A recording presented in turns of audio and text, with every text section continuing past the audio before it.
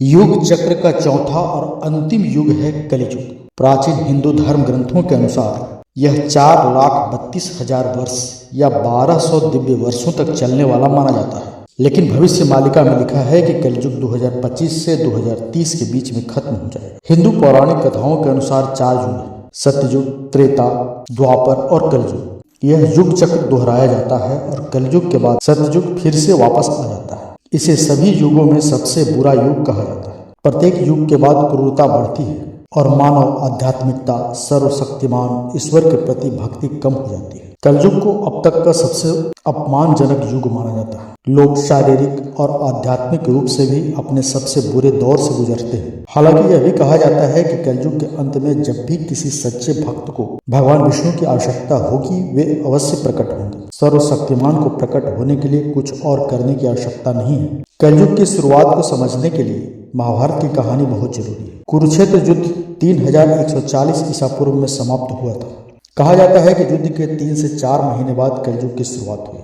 हिंदू पुराणों के अनुसार कलयुग 4,32,000 वर्षों तक चलेगा। इसलिए अगर हम इस गणना का पालन करें तो युग लगभग 5,000 वर्षों तक चलेगा और गणितीय रूप से इसका अंत 2025 में संभव नहीं है। हालांकि कुछ लोगों का मानना है कि भविष्य मालिका के अनुसार कलयुग 2025 से 2030 के बीच में खत्म हो जाएगा। पुस्तक में यह भी कहा गया है कि भगवान विष्णु के युग चक्र के अंतिम अवतार कल्कि अवतार का जन्म पहले ही हो चुका है। यह विचार कि कलयुग 2025 में समाप्त हो रहा है गलत धारणाओं, आधुनिक व्याख्याओं या विशेष आध्यात्मिक समूहों की मान्यताओं का परिणाम है, जो मानव चेतना में एक बड़े बदलाव का समर्थन करते हैं। इस अवधारणा के कुछ समर्थक जो महसूस करते हैं कि 2025 एक प्रमुख मोड़ का प्रतीक है, ज्योतिषीय घटनाओं और आध्यात्मिक रहस्योद्घाटन पर निर्भर करते हैं। एक लोकप्रिय सिद्धांत यह मानता है कि 2025 वास्तव में कलयुग के अंत का प्रतिनिधित्व नहीं करता है, बल्कि यह एक संक्रमणकालीन अवधि की शुरुआत है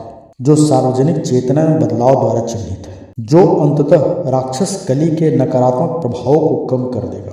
यह सिद्धांत इस विचार के अनुरूप है कि समय चक्रीय है और यहाँ तक कि अंधकार युग के दौरान भी कलयुग के वास्तव में समाप्त होने से पहले ज्ञान के संक्षिप्त विस्फोट हो सकते हैं। कुछ आध्यात्मिक शिक्षकों और ज्योतिषियों के अनुसार ग्रहों की स्थिति या ग्रहण जैसी कुछ महत्वपूर्ण ब्रह्मांडीय घटनाएं ग्रह की ऊर्जा में बदलाव ला सकती हैं और आध्यात्मिक जागृति का युग ला सकती हैं। ऐसी घटनाओं को अक्सर आने वाले महत्वपूर्ण बदलाव के संकेतक के रूप में देखा जाता है। हालांकि इन घटनाओं के परिणाम स्वरूप कलयुग का अंत होगा या नहीं होगा, यह अभी भी काल्पनिक है। भगवान विष्णु का कल्कि अवतार। भगवान विष्णु को हिंदू पौराणिक कथाओं में रक्षक कहा जाता है।